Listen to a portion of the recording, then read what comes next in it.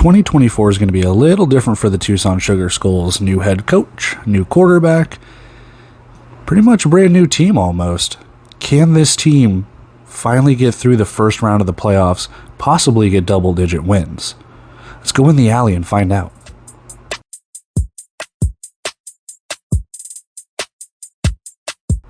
Hey everyone, welcome back to In the Alley. My name is Cody. Glad you're along for yet another team preview. Tonight we're going to be talking about the Tucson Sugar Skulls. And I know I'm going to screw up the word Tucson at some point here, so bear with me. But the Tucson Sugar Skulls, again, another fairly new team to the league. They've been around for about 5 years, and they've made the playoffs quite a bit, but just cannot get over that first round hump. Is this year going to be different? The new cast of characters, new coaching staff. I think this team is poised to make a playoff run. That being said, let's dig into our three things: history, schedule, and the players. But first, let's go talk about that history. Okay, so the history tab's popping up here. The Tucson Sugar Skulls located in Tucson, Arizona. Head coach is Billy Back. This man has been all over the indoor scene, anywhere from the PIFL to the NAL to the IFL, and anywhere you can think of. I'm sure if there is a lettered indoor football league, he's been there. So he's won championships. He's a very, very good coach, and I am honestly shocked that he got hired. Not because he's bad or a bad person. I thought they'd keep hurt his chin. He was the coach of the year last year, but hey, Billy Back's here, and he brings in Rayshon Kaiser, the guy who had an undefeated Omaha Beef team from Champions Indoor Football. Billy Back was at Massachusetts and Frisco last year. Rayshon Kaiser was the head coach at Massachusetts a few years ago. I mean, there's a lot of indoor connections right there. So this coaching staff is brought in to compete with the best in the West. As I've said through all of these previews, this Western Conference is probably the toughest 8 teams I have seen on paper in 2024. It is incredible. Moving on though, their arena, Tucson Arena, 8,962 for the capacity. No championships to speak of. Their 2023 record, 9-6 for the 3rd seed in the West. Their last 5 years, they've played 4. They've been around for 5 if you include 2020, but 2023, 9-6, lost in the quarterfinals. 2022, 9-7, losing in the quarterfinals. 2021, 6-8. They did not qualify for the playoffs. I believe they were pretty close, though. They were, I think, the first team out or the second team out. Regardless, didn't make the playoffs. 2019, 7-7, lost in the first round. You can see that pattern right there. They're just losing in the first round. They've got to get over that hump. This is another team that has not won double-digit games. Can they do that this year? Well, in order to kind of look at that, let's go take a look at the schedule and see if we can piece together 10 wins from it. Okay, so before the 2024 Tucson schedule pops up, I just want to give a quick shout out to IFL Uncensored. If you want to listen to an interview with Billy Back, this guy doesn't pull any punches. This man tells you the cold, hard, honest truth. These guys ask him some questions. It's 3 different guys, 3 different fan bases, Massachusetts, Arizona, and Jacksonville. And they ask him some questions that he is just not afraid to answer. They kind of go in depth with some things. Not necessarily sure if other people want to hear what he says, but I'm linking that down below in the description. Go give it a listen. Go check out IFL Uncensored. They've actually got quite a few good interviews on there. I just want to give them a quick shout out. Quick shout out to Billy Back. I didn't think I'd learn as much as I did in that episode, but hey, that being said, let's go check out that 2024 schedule. All right, schedule time. And Tucson is in for it. What do we always say, guys? The schedule's tough. The West is loaded. I don't really know how else to put it. I mean, I keep saying it. I'm just expecting every time 2 Western Conference teams play each other, just fireworks every single time.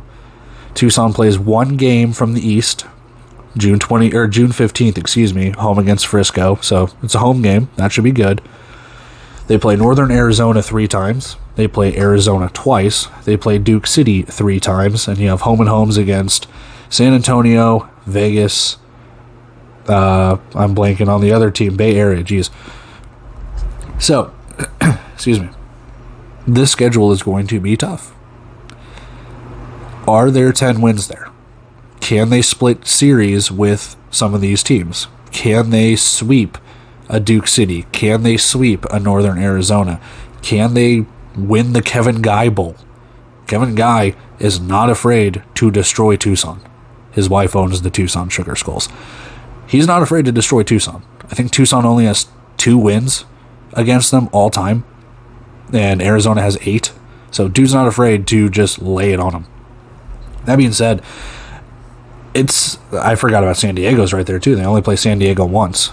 But yeah, this team is in for it, man. They've got a very tough draw.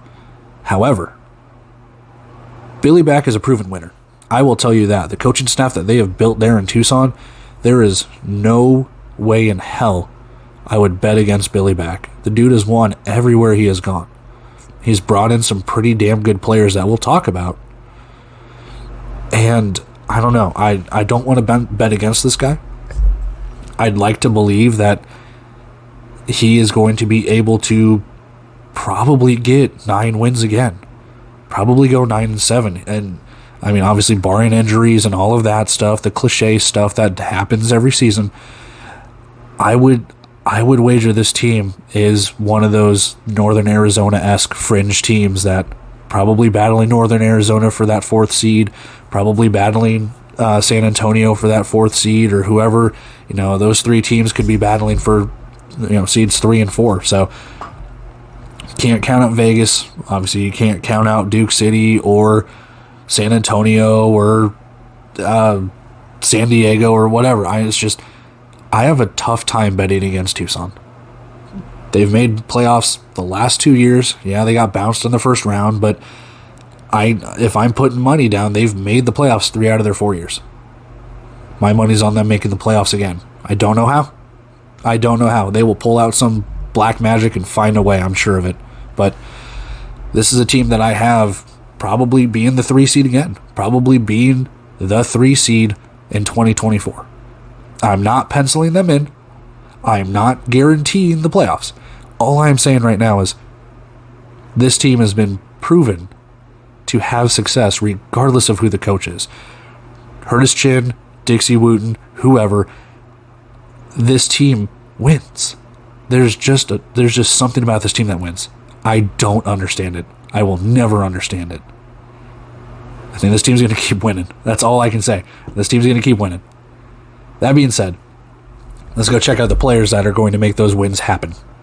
All right, key additions, key subtractions. We're going to start it off with running back Mike Jones. I told you I would screw up Tucson.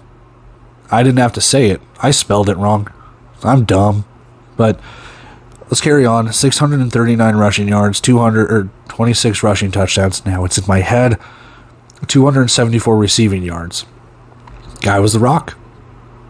I mean, him and Ben Jones split time as their thunder and lightning. Ben Jones was kind of that, return man, kind of that second stringer running back trying to, be that spell when Mike Jones needed a break. So I believe they're bringing in some rookies to do that. I don't know if Ben Jones is back. Never say never, I guess, but I think they've got some rookies waiting in the wings to kind of be that second stringer.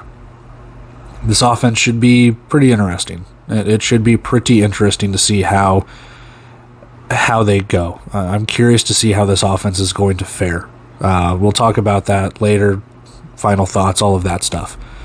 Linebacker, Traveris Farrell, Tucson last year. 59 tackles, 7 tackles for a loss, 1 sack, 5 pass breakups, and 1 block kick. He did that in 10 games. He split time. I believe he was injured. I think he got injured for a little bit. They brought in Julian McCantrell, and I think Traveris Farrell, when he got healthy, came back and played a couple of games afterwards. But I believe he was injured for like 4 or 5 games or something along those lines, if I'm not mistaken. Again, correct me if I'm wrong. But if he was injured, here's to hoping a clean bill of health in 2024, and those stats are going to go up. I think this dude could probably lead this team in tackles. This guy could be all over the field for them. This could be the season he breaks out, my opinion. So look for him. I'm certainly going to be watching him. He's one of the guys I want to highlight. I think he can do pretty well. Defensive back, Carlito Gonzalez, again, last year with Tucson. 40.5 tackles, 1.5 tackles for a loss, 6 pass breakups, and 1 forced fumble. The defensive back situation for Tucson last year was kind of weird. They don't bring back Rashi Hodge. They might. I'm not sure. I know, like I said in previous previews, he was traded to Quad City, but I believe he got signed by Arizona. I'm not sure. Again, we don't have a transactions page. I'm hoping ever so slightly it should be coming back as game week approaches.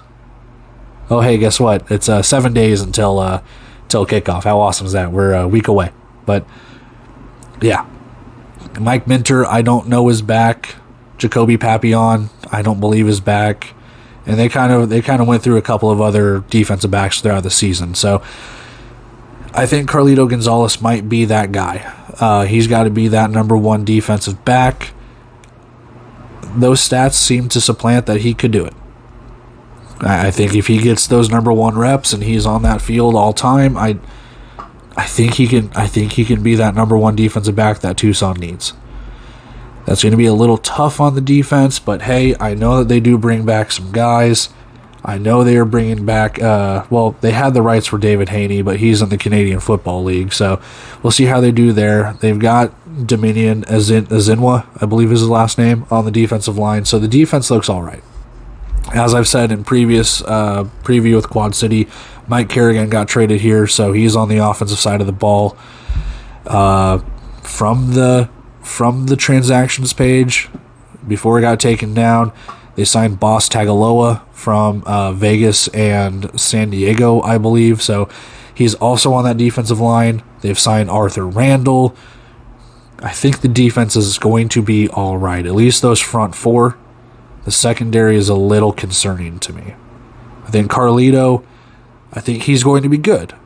I think you need to surround him with some pretty good talent as well. I don't know if they're going to do that with rookies, what their strategy is, but that will be my area of concern, especially in the Western Conference. But let's go talk about some of the losses here, and we will get out of here with our final thoughts. All right, key losses. Starting out with quarterback Ramon Atkins. He's off to a rival league. 1,984 passing yards, 37 passing touchdowns, 692 rushing yards, and 21 rushing touchdowns.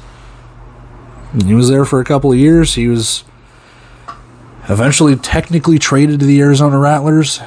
Then he left. So it's going to suck. You got to replace him. If you listen to that IFL Uncensored interview, Billy Back does talk a little bit about that quarterback situation, how he wants to break in both those quarterbacks. So if he has high hopes for him, I guess I have to as well. So is it truly a key loss? I'd still say yes, because I am just always under the impression that rookie quarterbacks are going to struggle their first couple of games until they can get to game speed. But, God, like I said, if there's any coach out there that I know can pull out some damn black magic, it's somehow Billy Back. But, yeah, Ramon Atkins, off to somewhere else. Wide receiver Carrington Thompson, not too far behind from him, off to somewhere else. 86 receptions, 906 receiving yards, 24 receiving touchdowns, 1 kick return touchdown, good enough for the 2023 First Team All-Indoor Football League. He was their leading receiver. He was all over the field for him. He was the guy that got it done. You look at that, 900 receiving yards, 1,900 passing yards. I mean, that is pretty much half of Ramon Atkins' passing yards were to Carrington Thompson. The offense is going to be a little bit of a concern for me this year for Tucson. I am not going to lie to you. We'll talk about that in the final thoughts, but yeah, losing those two guys, kind of that, wide receiver one to quarterback one, we'll see what they can do. They, like I said, they signed Mike Kerrigan. They still have Mike Jones to come out of the backfield. They still have MJ Harris, who, I mean, he was all right when he was there. Can he break out? That's the question. Can he break out? I know they've got quite a few wide receivers, rookie wide receivers that are just chomping at the bit to get in there as well. I mean, like I said, I have concerns for the offense, but they'll get it done. Somehow they will get it done. Don't know how. Can't tell you. Don't know. They'll get it done. Somehow they will get it done. Defensively, they lose defensive lineman Maurice Jackson. Maybe. I thought I saw he signed somewhere else, but my memory is hazy. 56.5 tackles, 18 tackles for a loss, 7 sacks, 7 pass breakups, 1 fumble recovery. Good for the 2023 second team All Indoor Football League. So, like I said, I don't necessarily know if he signed somewhere else. I thought he did. I could be completely wrong in that regard. In that case, again, never say never. He could come back, but I don't know. If he's not there, I think they've done enough to supplant the defensive line. Like I said, they still have Dominion Azinwa. I hope I'm pronouncing that correctly. They got Boss Tagaloa. I think the defensive line should be all right. I think the defense is going to be all right, at least, except probably the secondary. But let's go give some final thoughts on that, and we will get on out of here. Okay, so final thoughts on the Tucson Sugar Skulls. By some Harry Potter dark arts wizard magic, this team's going to make the playoffs. I can't put my finger on it. I don't know how. I just think with the coaching staff that they have, they're going to be able to develop these players and get them wins. Do they get double digits? I can't tell you. Do they go 9-6, 9-7? It'd be 9-7 because they play a 16-game season. Do they go 9-7? Good. Is that good enough for the playoffs? I mean, I've said in previous previews, I think the West, everyone's going to be over 500. I believe I did, unless I cut that. I've gone through so many of these damn previews. So, regardless, if I didn't say it before, I think the 4 teams in the West are all over 500. Somehow, some way. I don't think 500 gets you in the playoffs in the West. The 9-7 gets you in the playoffs, probably. Somehow, some ways, Tucson's going to do it. Whether they go 9-7, 10-6, it doesn't shock me if they beat Arizona. It doesn't shock me if they beat Bay Area. It doesn't shock me if they beat Frisco for their only East opponent. It doesn't shock me if they even sweep San Antonio, if they sweep Duke City, sweep Vegas, do whatever. It doesn't shock me. By some dark arts wizard magic, this team gets in. They've done it before. They can do it again. This coaching staff is too good not to make the playoffs. Simple as that. This coaching staff is too good not to make the playoffs. I have my personal concerns about this secondary. I have my personal concerns about the offense. This team has 2 bye weeks to start the season. I think that's plenty of time to get.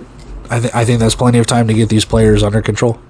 I think that's plenty of time to get the systems, the schemes, the offense, the practices, anything and everything that it constitutes to obviously be a football team. This coaching staff's going to get them under control. They're going to settle them down. Whoever wins the quarterback job is going to be hopefully the starter all season, and they're just going to go from there. I have faith in this coaching staff that they are going to get over this hump. Do they win in the quarterfinals? That's another story. Do they win double-digit games for the first time in their franchise history? That's another story. But somehow, someway, this team gets into the playoffs. Like I said, I cannot put my finger on it. I don't know how. Don't know how. But they do. Somehow, someway. But that's my final thoughts. They've got talent coming back. They've signed some other talent. They've got a lot of rookies, and I think that the veteran coaching staff that this team has is going to be up to the task of developing these players and putting out a playoff caliber team. Simple as that. Those are my final thoughts on the Tucson Sugar Skulls. That being said, guys, another video down.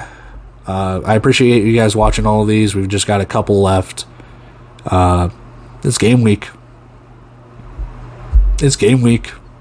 How awesome is that? Next Saturday, there's football. we get Arizona and Northern Arizona. I cannot contain my excitement here, guys. I know you guys can't either. We just got a couple more previews to get through, and then I'll do a quick little video on who I think's making the playoffs, who's winning the championship, all of that stuff. But until then, guys, usual things, like, comment, subscribe. Feedback's always, important to me. If you guys want to give me feedback, perfectly fine. Yeah, typical stuff. We're just going to keep cruising along here. We got Tulsa and Vegas left. And yeah, we're just going to keep on motoring. But yeah, for that, same thing that I say all the time. I love you guys. I thank you for watching, taking the time out of your day, night, whenever you guys watch this. It means a lot to me. I appreciate it. We're almost to the end. Just a couple more videos, and hey, before you know it, the ball's getting kicked off. So yeah, that's it for me, guys. Until then, I will see you. Tulsa, you are up next, and Vegas is on deck for the final preview. But hey, I'm getting off here. I will see you guys in the next video. See ya.